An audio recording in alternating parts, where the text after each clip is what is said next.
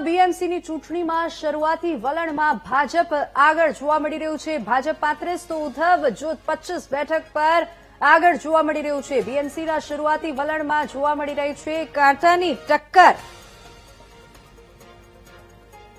તો ભાજપ 35 તો ઉદ્ધવ જૂથ 25 પર આગળ જોવા મળી રહ્યું છે. મુંબઈ મહાનગરપાલિકાની ચૂંટણીના પરિણામોમાં હવે રૂઝાન આવવાના શરૂ થઈ ગયા છે અને સાથે જ શહેરની રાજકીય તસવીર ધીમે ધીમે કાંટાની ટક્કર પર આગળ વધતી હોય તેવું જોવા મળી રહ્યું છે. પ્રારંભિક રૂઝાનો મુજબ દેશની સૌથી અમીર નગરપાલિકા પર સત્તા માટે ચાલી રહેલી લડાઈ હવે નિર્ણાયક તબક્કામાં પ્રવેશી ચૂકી છે અને ભાજપ અને શિંદે સેના ગઠબંધન શહેરના ઘણા વોર્ડમાં આગળ ચાલતું દેખાઈ રહ્યું છે.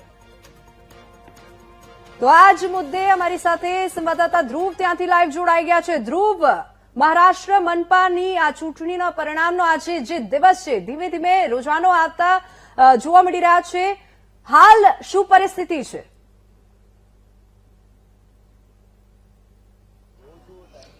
બિલકુલ જે રીતે આખી વાત કરીએ, મહારાષ્ટ્રમાં આજે 29 જેટલા રાજ્યો મહાનગરોની જે મતગણતરી ચાલી રહી છે તેમાં સૌથી મહત્વની કહી શકાય ને સૌથી મોટી સમગ્ર દેશની અમીર અને દેશની સૌથી મોટી મહાનગરપાલિકાની જો ઇલેક્શન કહી શકાય, ચૂંટણી કહી શકાય તો તે મુંબઈ એટલે કે મુંબઈ મ્યુનિસિપલ કોર્પોરેશન. હાલ મુંબઈ મ્યુનિસિપલ કોર્પોરેશન ની અત્યારે ઇલેક્શન મતદાન ગણતરી શરૂ થઈ ચૂકી છે. અડધો કલાક જેટલો સમય થઈ ચૂક્યો છે. આ મતદાન ગણતરી શરૂ થઈ ચૂકી છે અને હવે તેમાં મતદાન સેન્ટરોની બહાર પણ ચુસ્ત પોલીસ બંદોબસ્ત ખાસ તૈનાત કરી દેવાયો છે. સુરક્ષાને સૌથી વધુ પ્રાધાન્ય અહીં જોવા મળી રહ્યું છે. કોઈ પણ વ્યક્તિ, ઉમેદવાર સહિત તેના સમર્થકો સહિત કોઈને પણ મોબાઈલ સાથે પ્રવેશ નથી ફાળવવામાં આવ્યો. અત્યારે પણ જોઈ શકાય છે સુરતના બોરીવલીના ઈસ્ટ બોરીવલીના અત્યારે આ મતદાન ગણતરી સેન્ટર પર અત્યારે આપણે છીએ છે અને અત્યારે આ મતદાન ગણતરી પ્રક્રિયા શરૂ થઈ ચૂકી છે અને તેના જે તમામ જે ઉમેદવારો જે છે તેના સમર્થકો પણ અહીં હવે વારાફરતીવાર આવી રહ્યા છે. એક તરફ વાત કરીએ, આ સમગ્ર આ બેઠક એટલા માટે ચર્ચાસ્પદ બની છે અને મહત્વની બની રહી છે.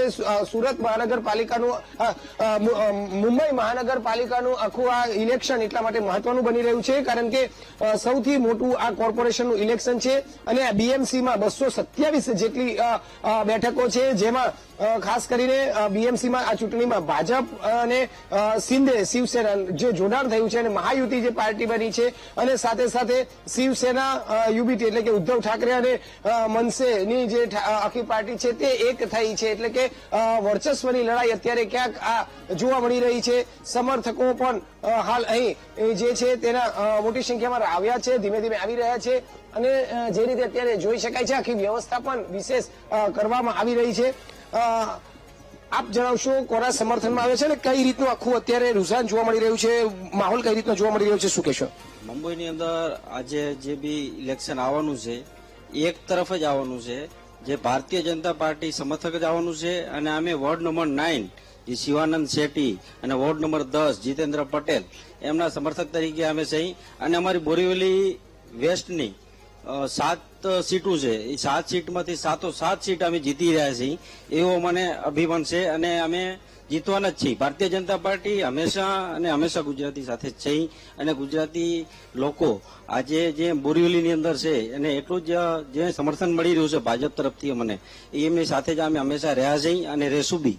તમે જણાવશો કાકા, અત્યારે મુંબઈનું સૌથી મોટું મુંબઈનું ઇલેક્શન મહાનગરપાલિકાનું અત્યારે ચાલી રહ્યું છે, મતગણતરી થઈ છે. શું લાગે છે આ વખતે કયા મુદ્દાઓને આધારે આખું આ મત પરિણામ આવી શકે છે? વિકાસ માટે જ છે અને દિલ્હીમાં બીજેપી સરકાર છે, મહારાષ્ટ્રમાં બીજેપી સરકાર છે અને જો મહાનગરપાલિકામાં જો બીજેપી અને શિવસેનાની યુતિ જો આવે તો મુંબઈનો ઘણો વિકાસ થઈ શકે છે. એટલા માટે અમે બીજેપીનો સપોર્ટ કરીએ છીએ પૂરો. આ વખતે શિંદે જે જૂથ અલગ હતું એ બંને ઠાકરે આજે એક થયા છે. વર્ચસ્વની લડાઈ નથી જોવા મળી રહી. એક બાજુ મહાયુતિ પાર્ટી બની છે ભાજપ અને શિંદે હા, પણ એમાં બીજેપી અને શિંદે શિવસેના જ આવશે. પેલા લોકોનું કોઈ વર્ચસ્વ એટલું બધું લાગતું નથી. હા, કારણ હોય શકે, કારણ તો ઘણા છે. કારણ કે શું છે, એ લોકો કહે ભાઈ ગુજરાતીને હટાવો, જૈનોને હટાવો, યુપી વાળાને હટાવો, આને હટાવો, સાઉથ વાળાને હટાવો. એવું ઇન્ડિયા છે, આ તો લોકશાહી દેશ છે. એટલે આપણે કઈ એવું અમેરિકામાં કોઈ પાસપોર્ટ જોઈએ કે એવું પછી આ લોકો કરવા માંગે તો પછી એ ચાલે નહીં એમ. જે રીતે અત્યારે અન્ય વ્યક્તિઓ છે અહીં તેની સાથે વાત કરીશું. તમે જણાવશો અત્યારે જે રીતે મુંબઈનું ઇલેક્શન પરિણામ આવવાની તૈયારી ચાલી રહી છે, શું લાગે છે કયું આ વખતે મતદારોએ આપ્યા હશે મતો અને કઈ રીતનું પરિણામ જોઈ શકાય છે? મતદારો પહેલા જે આજથી 15 વર્ષ પહેલાના મતદારો અને આજના મતદારોમાં ઘણો ફરક આવી ગયો છે. પહેલાના મતદારોમાં એટલું નતું, પણ હવે માણસો બહાર નીકળીને વોટ કરવા ગયા છે અને વિકાસ માટે વોટ કર્યો છે. અને મહાયુતિની બીજેપી અને શિવસેનાની સરકાર બનશે એનો અમને પૂરો 100% વિશ્વાસ છે. બિલકુલ અત્યારે જોઈ શકાય છે અત્યારે બોરીવલી ઈસ્ટના આ સેન્ટર છે અને ત્યાં મોટી સંખ્યામાં લોકો જે છે તે અત્યારે અહીંથી જઈ રહ્યા છે. તમે જણાવશો મને ગુજરાતી આવડતું નથી. आप बताइए मराठी मध्ये बोला. તમે आप हिंदी में आप बताइए. मराठी मध्ये बोलणार. हाँ क्या लगता है क्या हो सकता है? हाँ हाँ मला सांगितलं नाही एकदा, मराठीमध्ये बोलणार. इलेक्शन कुठलं आहे? इलेक्शन कुठलं आहे? इलेक्शन कुठलं आहे?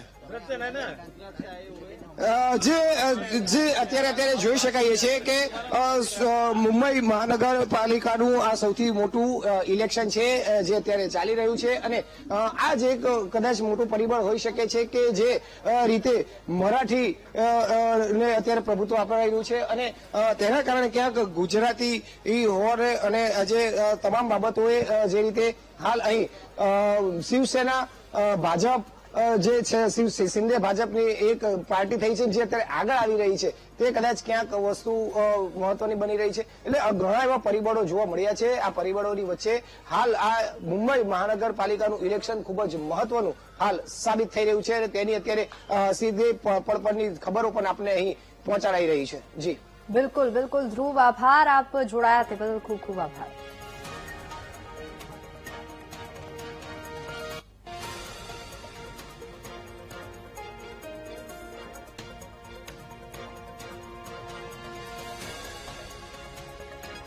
एग्जिट पोल्स में सिर्फ एक ट्रेलर है. अभी जब आप देखेंगे निकाल 2 घंटे के अंदर आपको पता चलेगा कि पिक्चर अभी बाकी है और पिक्चर में महायुति का विजय, जहां 29 म्यूनिसिपल कॉर्पोरेशंस है वहां हार जीत का जो निर्णय है वो जनता ने तय किया है हमारे प्रगति के आधार पे. और हमारे लोकप्रिय नेता एकनाथ जी शिंदे ने जो काम किया है प्रोग्रेस को लेके महाराष्ट्र में और मुंबई में वही देखने मिल रहा है. उद्धव ठाकरे जी को अपना स्क्रिप्ट राइटर बदलना चाहिए, क्योंकि 2 घंटे में वो यही बोलते रहते हैं कि देखिए इंक, देखिए ईवीएम्स, देखिए इलेक्शन कमीशन, देखिए नोटों का दुरुपयोग. अरे कोई और बहाना निकालिए. ये समझ लीजिए कि हार जीत प्रजातंत्र में जनता तय करती है और जो जीता वही सिकंदर. और शायद ये संदेश है कि जो लोग ऑन ग्राउंड काम करते हैं तो उनको मौका मिलता है, जो लोग घर से काम करते हैं उनको stay at home, work from home का संदेश जनता ने दिया है. તો બીએમસીની ચૂંટણી પ્રક્રિયા સામે શિવસેના સાંસદ સંજય રાઉતે સવાલો ઉઠાવ્યા છે. ચૂંટણીના પરિણામને લઈને સંજય રાઉતે સવાલ ઉઠાવ્યા છે. આજે પરિણામનો દિવસ અને આ પરિણામના દિવસને લઈને ગઈકાલે રાત્રે જ નક્કી થઈ ગયા હતા પરિણામ. સંજય રાઉતે આ સવાલ કર્યો છે. ભાજપના નેતાઓ અને ચૂંટણી પંચના અધિકારીઓ વચ્ચે બેઠક યોજાઈ હતી.